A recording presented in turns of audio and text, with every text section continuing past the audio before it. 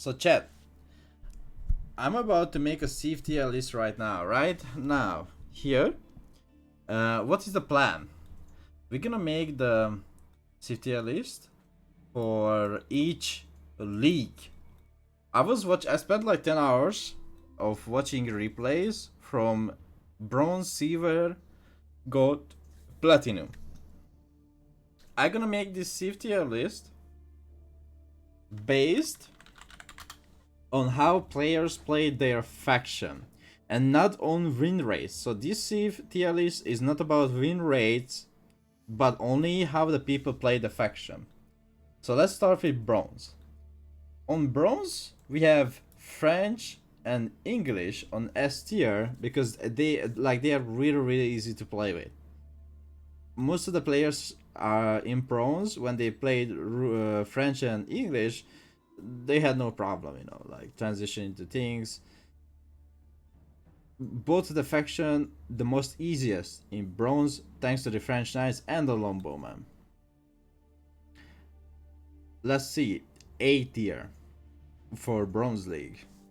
A tier is gonna be really surprising, but it's gonna be Rus for Bronze tier. For some reason, people really do like playing Rus, and also they have the H2 Knight. And that gives them a little bit of more like power to be better. Okay. The next one, B tier in Bronze League, is gonna be Mongols. Mongols are still a hard faction to play, but people win games because the tower rush, and the bronze player really doesn't know how to like fight back, what to do.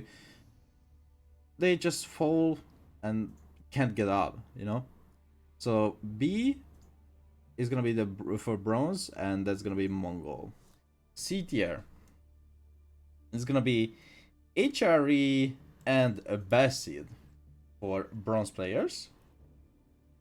And D is gonna be China and Delhi. It was so weird because most of the games I watched, the players that play with Delhi, they like, there was a hell lot of losses. The most of the time, Delhi players I watched who played in bronze just lost their game. It was really a rare thing to find a victory with Delhi and China in Bronze League. It was like, I checked like 20, 30 profile to find a Delhi win, but I couldn't. Delhi was really hard for the bronze players, and as I said, I'm making this CFTL list for each league, not checking the win rates of the faction, but how the people played the factions. Was it hard for them? Was it easy? Took it time? Blah blah blah blah blah. So this is Bronze League. Okay, let's go to Silver. Silver is still French, English, and Rus. Still the three faction in Silver League. The three faction in S tier, the French and English, the Rus because of the knights, but a little bit harder because you need to do a lot of micro to kill the deers, but still Silver players can really do a good job with the Rus Knights. Then B tier is gonna be still the Mongols. C tier is gonna be Delhi, Abbasid, and HRE, and D tier is gonna be China. So as you see, Silver players can a little bit play better with Delhi, but not that insanely great still. So I found more victory on Silver League profiles than on Bronze. And the fun fact is, French and English is gonna be like almost a top tier. Why French and English is gonna be almost a top tier for every league? Because they are so easy to play. There's like nothing else. Like you don't need to do anything. English food always in your base. You just need to cut food, spam Longbowman. French, every economic upgrade are cheaper, faster villagers, power for unit in H2. It's really easy to play, and most of the victories were French, English, steel, and Rus.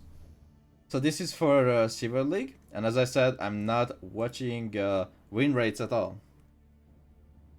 Barbecue Rush China, they don't do in silver and bronze. Uh, I mean, I couldn't find. I checked victories with China or losses, and I didn't find a single. Like there was a few attempt of Barbecue Rush, but they just lost all their villagers. Okay, we're gonna go to Gold League right now. Mongol is going back to C from B. Why? Because people in Gold League can really find out how to beat Mongols. Because as you know, every pro player says that Mongols are bad. I say Mongol bad as well. But like if you listen to Beastie or Marine Lord or any other or Demon Slim, they're always saying the same thing. Mongols are bad. So French and English still S tier. Rus is still on A. We have HRE going to B. B, C, I mean CC, Abbasid, and Delhi, and we still have China in D. So people are still still trying to figure it out how to play China, because it's not easy. I can tell you, playing China is not easy at all. But as we are going higher, people are figuring out how to play against the Sieves. As I said, like people really figured out how to play against Mongols. Okay, let's go to platinum right now. So it was gold. Let's go to platinum. Okay, let's see. More French and English still S tier. Delhi goes to B. Mongol still stays on C. China goes up to C. HI goes to A. Rus goes B. And Bess is still C tier. So I was watching players playing in platinum because, as I said, I spent 10 hours of watching replays. 10 hours. I did just myself 10 hours of watching people playing literally games to make this CFTL list, and that's how it looked like in platinum. This is in platinum,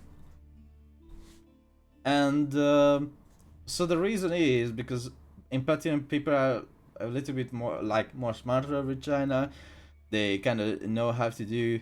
People do a lot of Burgrave Rush, so most of the games are in platinum and Burgrave Rush. Maybe a few Reigns Cathedral, but mostly Burgrave Rush. And people figured out how to play against Rus, and because of that, Rus will go down from A to B. Mongols still trash. China goes up to C. Abbasid goes up to C. Alright, let's go to Diamond. In Diamond, English is B. French is still S tier.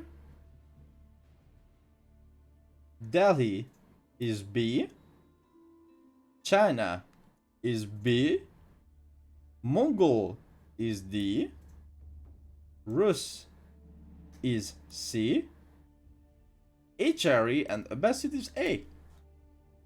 The fun fact about this, as I said, Diamond and Conqueror, there is like a little thing between them, but it's insane to see people in Diamond how generously plays Abbasid, because they got a 5% more boost on their old economy thanks to the Golden Age 1.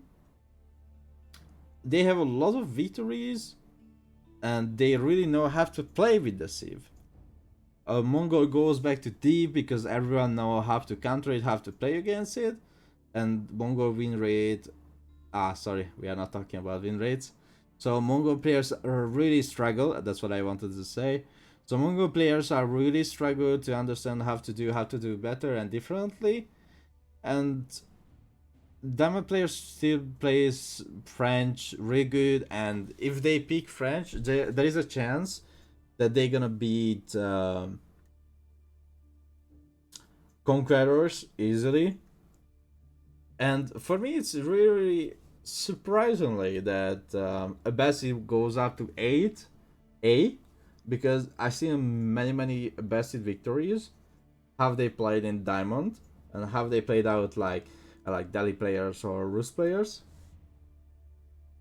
So that's what I've seen in Diamond League, how people play their faction, what they do, and how they understand the game, that what they need to do, build orders correctly, different stuff, or only sticking with one meta. So that's what I see in Diamond League, and that's what I think Diamond League players are playing factions like in this level, in this list.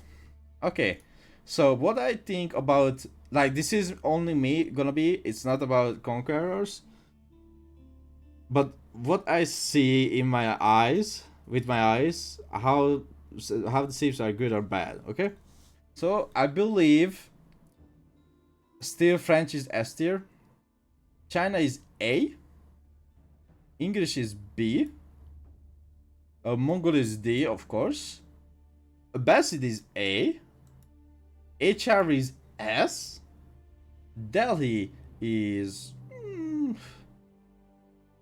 it's really hard, because English has infinite gold, HRE has infinite gold, French traders can trade with everything, Abbasid traders can trade with everything, but I would still put next to English, even that Delhi has no infinite gold at all, because of the elephants. And I would put Rus on A tier. The only reason, because of the knights and the power for siege. So I believe, with, like, I 100% believe this is the correct from me, to see how Sieves are good or bad right now. Because as I said, I don't think Abbasid bad at all. They have really good like, they have 50% boost for all of his res, for just spending a little bit of wood. If you just spend a little bit of wood, you have 50% for everything, for woods, gold, stone, for everything. China, not just the early, but the late game is insanely good, and granary, like farms around granary, is just insane. Generating gold, you can do that with the Imperial officials, even in the late game. They build buildings very fast, so keep dropping with them is much easier. The Chicken hand cannoneer spearman meta is really funny. With some fire lancers, of course. So you go to the enemy's villagers, you kill some villagers with the fire lancers. When a Chicken dies, it boosts the attack speed of the hand cannoneer. Hand cannoneer has insane range already. So this is my honest opinion about Sieves and how they perform right now on the ladder. So I can tell you, playing French HRE will give you more points positively than negatively. Yeah, playing the two faction, it will make 100% that you're gonna gain more points than lose points. That's what I believe, and I think, and this is my true honest opinion about the Sieves. So that's it.